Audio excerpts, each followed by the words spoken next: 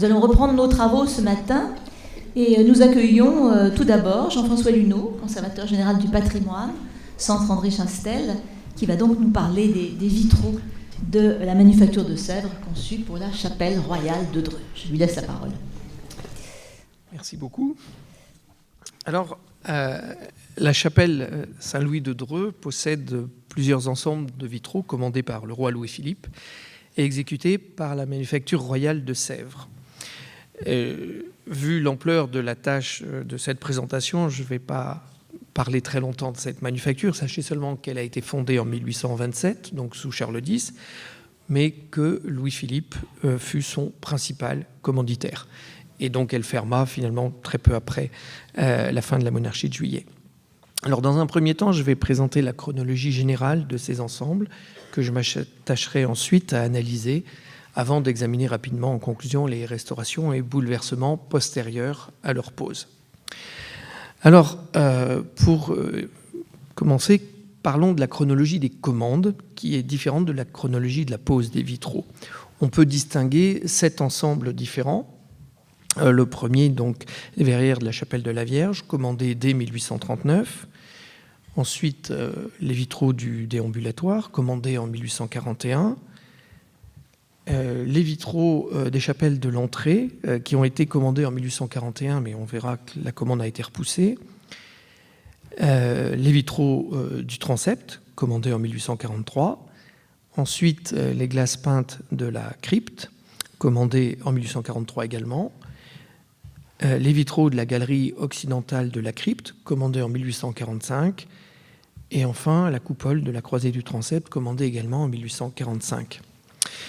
La chronologie de la pose des vitraux est un petit peu différente, puisque dans ces 7 ensembles, on peut voir d'abord que les vitraux de la chapelle de la Vierge et du déambulatoire ont été posés en même temps en 1843. Ensuite, 2 verrières de l'entrée, celles sur la façade, ont été posées en 1844. Ensuite, les 2 verrières qui restent dans l'entrée, donc celles des autels latéraux, sont posées en 1845. Et ensuite, elles sont posées en même temps que les verrières du transept d'ailleurs. La coupole elle-même est posée en 1846. Elle sera refaite un petit peu en 1847, en même temps qu'on commence à poser les verrières ou les glaces peintes de la crypte.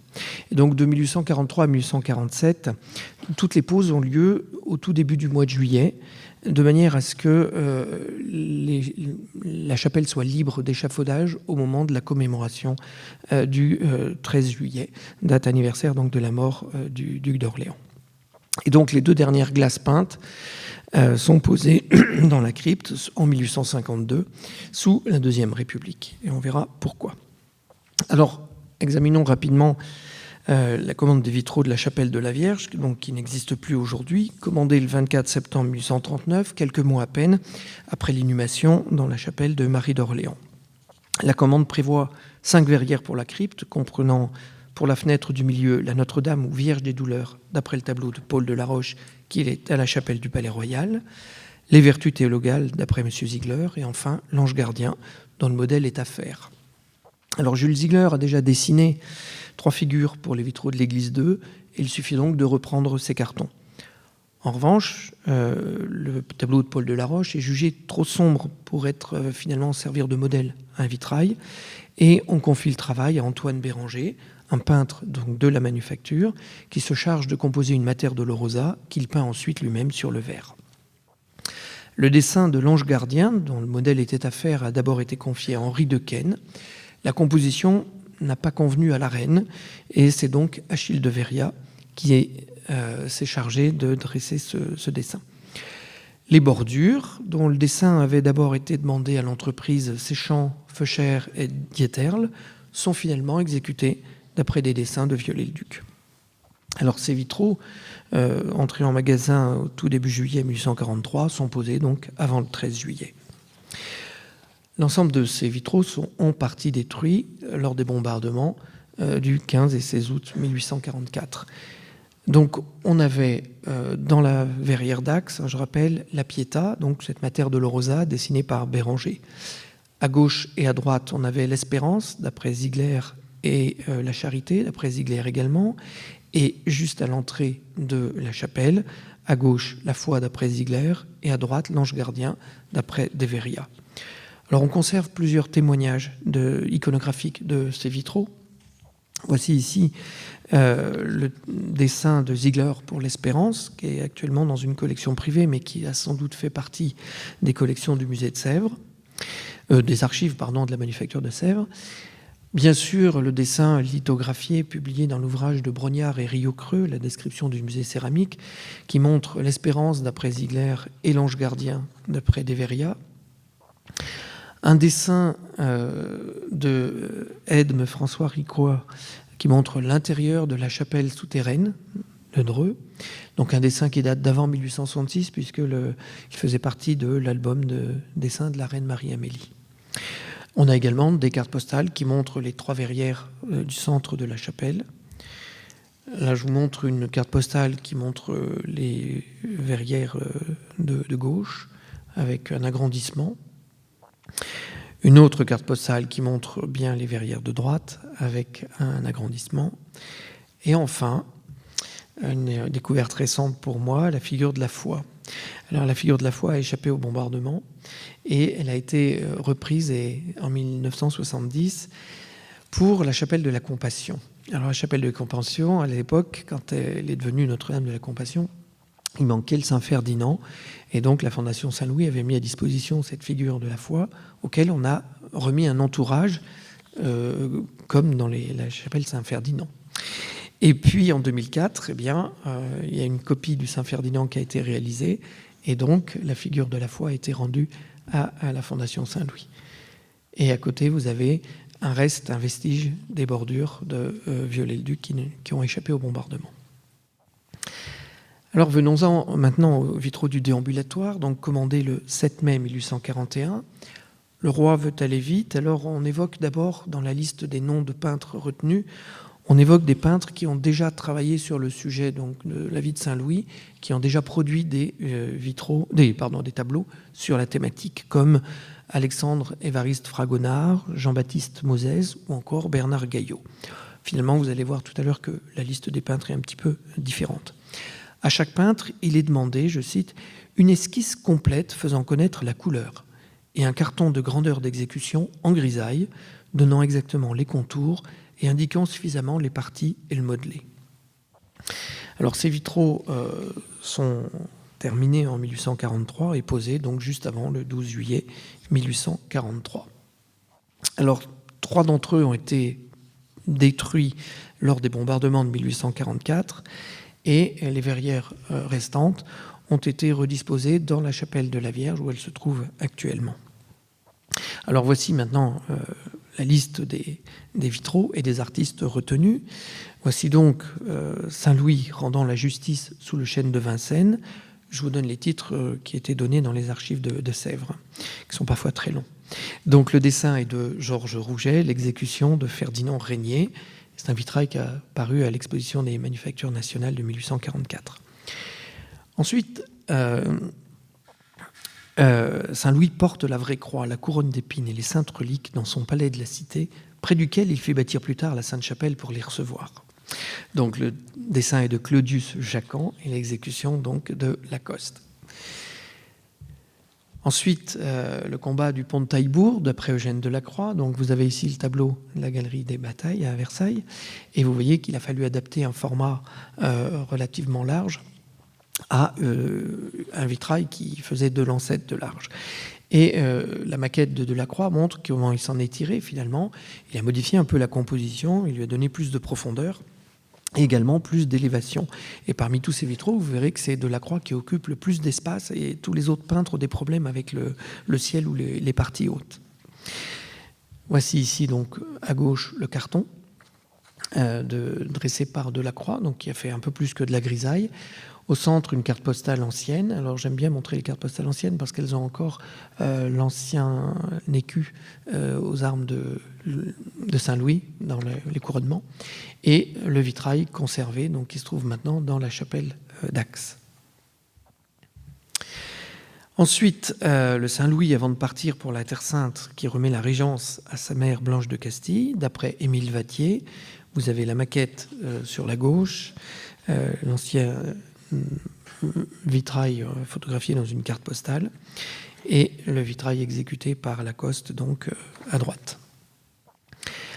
Le débarquement de Saint-Louis en Égypte, d'après Horace Vernet, exécuté par Pierre Roussel, dont je n'ai que la carte postale, et vous voyez qu'il y a une partie de ciel énorme, et il y avait vraiment des problèmes d'adaptation à ce cadre compliqué. Alors, Saint-Louis, prisonnier des infidèles, c'était le projet originel, qui s'est bientôt changé en Saint-Louis au tombeau de sa mère. Donc, dessin confié à Charles-Marie Bouton. En fait, on lui demande d'adapter un tableau de 1819 qu'il a réalisé et qui se trouve au musée de Fontainebleau. Et donc, le vitrail a été exécuté par Ferdinand Régnier. Ensuite, Saint-Louis prend la croix avec ses 3 fils dans la grande salle de la Tour du Louvre, d'après Hippolyte Flandrin, exécution Pierre Roussel. Donc, ici, une carte postale ancienne. Et vous voyez que la composition est un petit peu faiblarde quand même, une composition en frise. Le seul intérêt, à mon avis, de ce vitrail, c'est que la pièce gothique dans laquelle prend place la scène poursuit le remplage de la verrière d'une manière assez habile. Et enfin, la mort de Saint-Louis, d'après Georges Rouget, exécutée par Alexis Apoil. Et là encore, le peintre a eu des problèmes avec les hauteurs qu'il a masquées par un drapé qui occupe une grande part de l'espace. Venons-en maintenant aux chapelles de l'entrée. Donc, première commande le 7 mai 1741, un programme qui prévoit une scène de Saint-Philippe baptisant l'intendant de la reine d'Éthiopie, une scène de Sainte-Amélie, on suggère le nom de la Roche, une Sainte-Adélaïde, on suggère le nom de Heim, et enfin un Saint-Ferdinand, vainqueur des morts, qui consacre la grande mosquée de Cordoue, pour lequel on ne suggère personne. Et puis, dès le 19 mai, la commande est ajournée en raison de l'urgence, finalement, des vitraux de Saint-Louis dont on vient de parler. Le projet rebondit en juillet 1843, au moment de la pose justement des vitraux précédents. Le 13 juillet, Brognard note 4 grandes fenêtres, 2 sur la face, 2 sur les côtés, en tout 4 sujets. Et bientôt, la commande officielle du roi arrive le 20 juillet.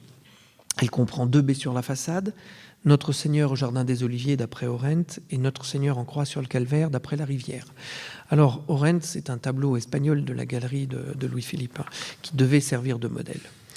Et ensuite, donc, 2 baies sur les autels en grande figure, un Saint-Arnoux, évêque de Reims, une Sainte-Adélaïde, les 2 devant être confiés à Ingres. Alors, le projet d'après Orent est vite abandonné. La Rivière est contactée dès le mois de septembre 1843 et il remet ces 2 maquettes le 5 décembre. Le 11 janvier 1844, c'est au tour d'Ingres finalement d'abandonner les 2 projets. Il n'a pas le temps, il est en train de peindre la fresque de l'âge d'or à Dampierre pour le duc de Luynes.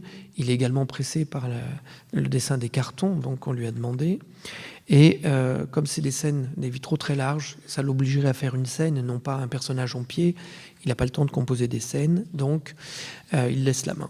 Et à ce moment-là, on confie le travail à La Rivière, qui va réaliser donc les 2 derniers cartons. Donc, les commandes donc, sont terminées en 1845 et posées donc immédiatement. Et elles sont encore en place aujourd'hui. Donc, vous les avez vues hier, je passe rapidement. Le Christ en croix peint par Béranger d'après La Rivière.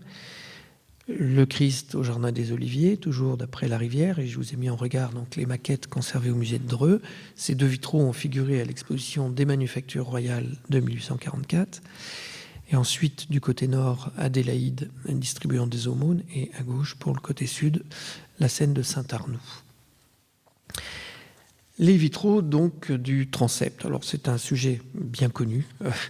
Je peux passer également rapidement. Commande donc de 1843, projet de grande ampleur. Le 13 juillet, Brognard note 3 fenêtres divisées en 2 meneaux par une colonnette pour 6 figures debout. En tout 12 figures. Et puis le 20 juillet, le roi convoque Brognard à Neuilly et il lui indique la liste des sujets et le nom d'Ingres. Voilà le document conservé aux archives de Sèvres. Donc dans les baies du côté de la maison, un Saint-Philippe apôtre, un Saint-Denis évêque de Paris, un Saint-Germain évêque d'Auxerre, un Saint-Rémy évêque de Reims, Saint-Louis-Roi, Saint-Ferdinand. Dans les baies du côté de la maison, Sainte-Geneviève, Sainte-Clotilde, Sainte-Radegonde, Sainte-Bathilde, Sainte-Amélie, Sainte-Isabelle de France, dont on précise que c'est la fille de Louis VII et de Blanche de Castille, la sœur de Saint-Louis, mort comme lui en 1270. Et la mention marginale au crayon stipule que M. Ingres doit être chargé des cartons. Ingres est contacté donc dès le 22 septembre. Il doit dessiner 8 nouveaux cartons, puisque 4 autres sont déjà dessinés, puisqu'ils ont figuré dans la chapelle Saint-Ferdinand. Il s'agit du Saint-Philippe, du Saint-Louis, du Saint-Ferdinand et de la Sainte-Amélie. Alors Ingres va tarder à se mettre au travail, il s'y met vraiment en janvier, il aura terminé au mois de mai, et au mois de juillet, tout sera terminé. En octobre donc, de 43, c'est Viollet-le-Duc qui est chargé de l'entourage des figures, et on a des documents très intéressants parce qu'il termine son premier dessin dès la fin du mois d'octobre, et il le soumet à Ingres, avec qui il va discuter. Il va discuter à la fois de la couleur des fonds, et donc on a les indications dans la marge, des remarques de M. Ingres. Donc le fond, la couleur du fond va changer. Ingres voulait du rouge au début, et il va s'accorder pour du bleu après. Et également, ils vont discuter sur la forme des dais, etc. Et Viollet-le-Duc va remettre ses cartons définitifs en février 1844, des cartons pour les couronnements, pour les dais et pour les bases des vitraux. Donc vitraux exécutés au cours du printemps 1844 par Bonnet, Roussel, à poil pour les figures, Mascret et Bastide pour les ornements, et posés donc en juillet 44. Alors la disposition des figures, vous allez le voir, a été légèrement modifiée par rapport au projet initial, qui prévoyait les hommes d'un côté et les femmes de l'autre. Là, on a une alternance homme-femme. Donc au nord, donc du côté gauche de la nef, on trouve, et je commente du chœur vers l'entrée, donc d'abord Saint-Philippe, Sainte-Aurélie, Saint-Ferdinand, Sainte-Clotilde, Saint-Denis et Sainte-Geneviève. Et en face, donc côté sud, mais là cette fois-ci de gauche à droite, du chœur vers l'entrée, Saint-Louis, Sainte-Isabelle, Saint-Philippe, Saint-Germain, Sainte-Radegonde, Saint-Rémy et Sainte-Bathilde. Voilà.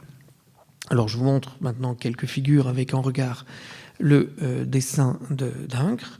Bon, ces choses-là sont quand même bien connues. Je passe assez rapidement. Voilà. Et je vous montre maintenant les derniers dessins de Viollet-le-Duc pour les tympans des verrières. Donc, le dessin avec les armes de Louis-Philippe qui devait se trouver dans la chapelle d'Axe, au-dessus de la Mater Dolorosa de Béranger. Les armoiries de Saint-Louis au centre qui se trouvaient sur les 8 verrières de Saint-Louis dans le déambulatoire. Et partout ailleurs, cette grande croix ornementale où le dessin est très très fin, mais on peut voir le Christ et ses 12 apôtres. Alors j'en viens maintenant aux glaces peintes de la crypte, commandées donc dans la 3e commande du roi en juillet 1843. Le 13 juillet, Brognard note « Dans le corridor d'en bas, 6 fenêtres basses, 3 de chaque côté, en grisaille ». Mais dès le 20 juillet, la volonté royale est plus élaborée et on peut lire « Du côté nord, regardant la maison, on trouvera Notre Seigneur trahi par Judas, Notre Seigneur devant Caïphe, Notre Seigneur livré aux Juifs par Pilate. Et du côté sud, regardant la ville, Notre Seigneur devant Caïphe, Notre Seigneur livré aux Juifs. Notre Seigneur portant la croix, Notre Seigneur sur la croix et résurrection de Notre Seigneur. Le nom de l'artiste indiqué est Julien Michel Gay, qui est contacté dès le mois de septembre, qui va livrer son premier tableau, La mort du Christ, le 12 octobre, le deuxième le 29 novembre, c'est sans doute la résurrection, et qui promet le suivant pour dans 6 semaines. Parallèlement, donc Gay, le dessinateur, travaille, mais la manufacture travaille aussi à élaborer le support, parce qu'il s'agit de quelque chose de relativement neuf. Et donc, dès la fin du mois d'août, on demande des échantillons aux principales verreries capables de fournir de la glace. Donc Saint-Gobain, Saint-Quirin, Cirey, Monthermé. Les échantillons arrivent petit à petit, ils sont testés par le directeur de l'atelier, Louis Robert.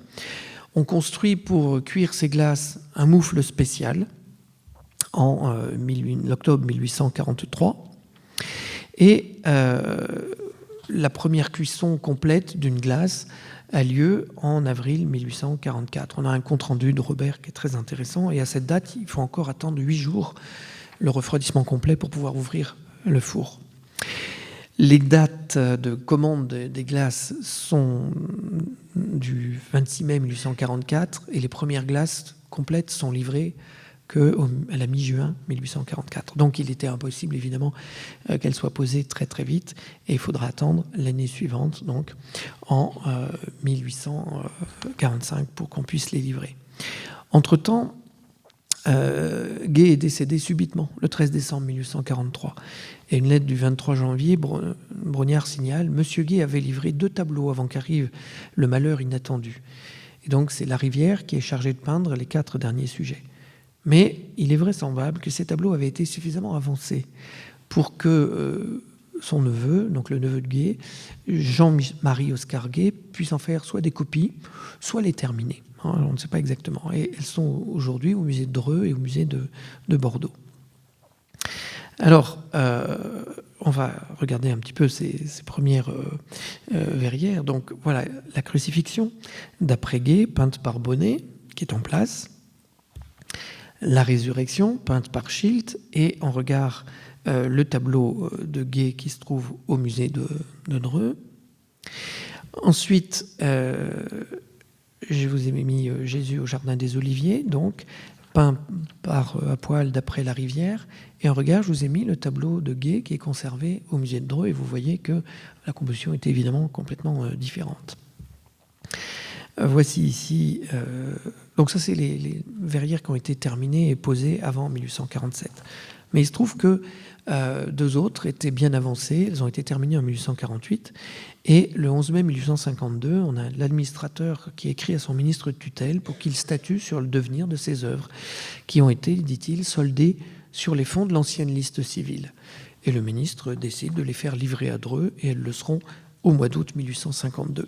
Donc il s'agit de la flagellation du Christ, et en regard, je vous ai mis le projet qu'avait commencé à réaliser Gay, et le Christ portant sa croix, donc peint par à poil d'après Larivière, et le projet de Gay. Alors dans la même lettre, l'administrateur signale: la 6e n'est pas commencée, et effectivement, elle ne le sera jamais. Cette plaque dont le sujet choisi était le Christ devant Caïphe, aujourd'hui remplacée donc par une diapositive d'après le projet de Gay, mais alors pas le projet qui se trouve au musée de Dreux que vous avez ici. Regardez bien sur la gauche de la maquette, dans le paysage du fond, Gay avait prévu 2 obélisques. Et en revanche, dans le tableau de Bordeaux, qui a servi de modèle donc à cette diapositive, donc c'est un tableau qui a été terminé par le neveu de Gay, eh bien le fond, la ville est un petit peu différente, et ces obélisques ont disparu. 2 mots rapides sur les vitraux de la galerie occidentale de la crypte, donc commandés en 1845, dans les caveaux, 2 petites fenêtres d'ornement grisaille et or, éclairant les 2 chapelles. Peut-être le dessin, peut-être de Viollet-le-Duc, là j'en ai pas la certitude. Et ces 2 fenêtres d'ornement sont livrées au magasin et posées en juin 1847. Et donc, je vous en montre maintenant 2 images assez mauvaises, je suis désolé. Alors j'en viens maintenant à la coupole de la croisée du transept. Alors je vais pouvoir aller vite aussi parce qu'on vous a montré plein de projets hier. Je cite Léopold Robert, le directeur de l'atelier. Le roi a aussi décidé l'exécution d'un vitrail formant plafond à l'immense coupole de l'abside de la chapelle de Dreux. Ce travail sera d'une application toute nouvelle et offrira de nombreux obstacles à surmonter. Effectivement. Alors, il faut bien comprendre que lorsque la parure de vitraux de l'édifice est terminée, on est dans une ambiance complètement néo-gothique, mais on se trouve, quand on est au centre de la croisée du transept, avec un puits de lumière blanche et on ne voit plus les vitraux. Et donc, il faut prendre une décision, et le roi, vraiment, on prend la décision, on va faire un vitrail qu'on va mettre en haut. Mais c'est tout nouveau parce que personne n'a encore fait de vitraux en coupole ou en plafond. Et c'est une première à laquelle va s'attaquer la manufacture. Alors une note de l'atelier précise: pour la coupole de l'abside de la chapelle royale de Dreux, un grand vitrail formant plafond et fermant tout l'orifice par lequel le jour pénètre. Ce vitrail représentera le paradis. Robert suggère ensuite à Brognard de faire à l'atelier une pochade à l'huile sur calicot, à la façon des stores, d'une figure de saint de cette coupole à la dimension qui semble nécessaire pour que, de cette élévation, elle paraisse d'en bas à la grandeur suffisante. On appliquera ce store sur les vitres du vitrage existant et l'on jugera avec certitude de l'effet comme des dimensions qu'il faut adopter. La commande à la Rivière arrive très vite, le 26 juillet 1844, et dans la commande, il est bien stipulé le paradis. La Rivière termine la première esquisse le 15 août, et cette esquisse, eh bien, c'est une esquisse de la Pentecôte. Donc, entre-temps, il y a eu un changement d'iconographie dont je n'ai pas trace par ailleurs. Les peintures vont être exécutées par Roussel et Apoil pour les figures, par Fischbach, qui va s'occuper des terrains qu'on ne voit pas en fait d'en bas, ou sur lesquels reposent les apôtres, et également de la colombe du Saint-Esprit. Et les plombs également seront peints par Bastide. Le tout livré fin juin 1846, posé dans les jours suivants. Alors, la pose, c'est un moment important, à 40 mètres carrés quand même, mais ce n'est pas suffisant. Et dès la pause, 30 juin 47, eh bien, Louis-Philippe décide qu'il faut refaire le ciel parce que c'est un ciel nuageux et ça fait encore entrer trop de lumière. Donc on refait le ciel, on fait un ciel bleu, celui que vous connaissez aujourd'hui, qui sera réalisé et posé l'année d'après. Donc, je vous montre maintenant quelques documents graphiques. Donc, vous en avez vu beaucoup hier. Là, je vous montre une esquisse, la première esquisse sans doute de la Rivière. Elle est passée en vente en 2010 et actuellement non localisée. Je vous remonte rapidement les deux cartons. Ce sont encore des esquisses, ce ne sont pas des cartons. De la Rivière, donc des cartons, des esquisses partielles.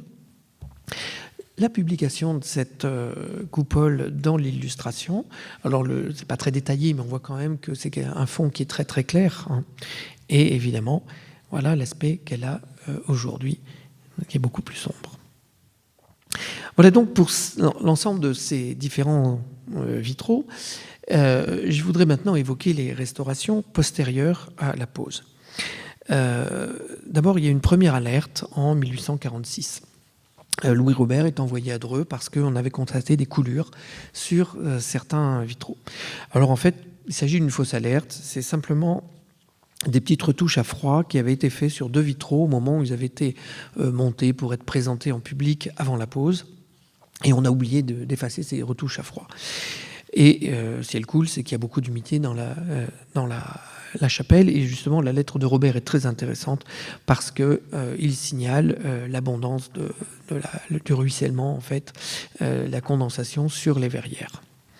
Et en septembre 1858, l'administration princière rappelle à l'architecte Lefranc qu'il ne faut pas oublier ce qui est à faire pour préserver les vitraux nord-est des infiltrations que la pluie chassée par un grand vent nous a révélées dernièrement.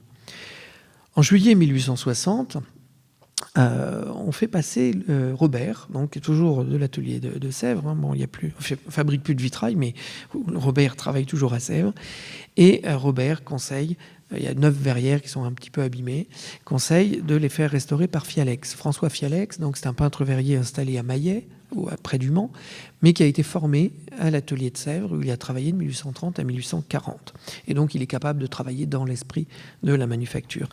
Et il va restaurer ces 9 verrières entre 1862 et 1864. Ensuite, le mardi 18 octobre 1870, le lieutenant-colonel des gardes mobiles, Louis-Henri de Beaurepaire de Louvagny, passe à travers la coupole. Alors ne riez pas, il en est mort.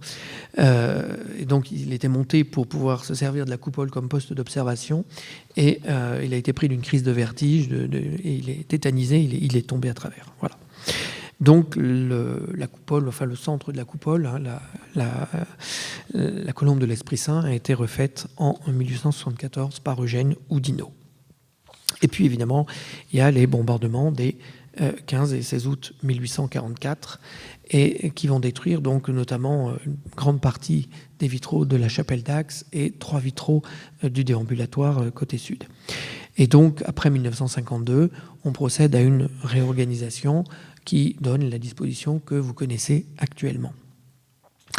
Voilà, j'achève à peu près ici ma présentation de ces vitraux pour lesquels Louis-Philippe a dépensé en 8 ans près de 167 000 francs payés à la manufacture royale.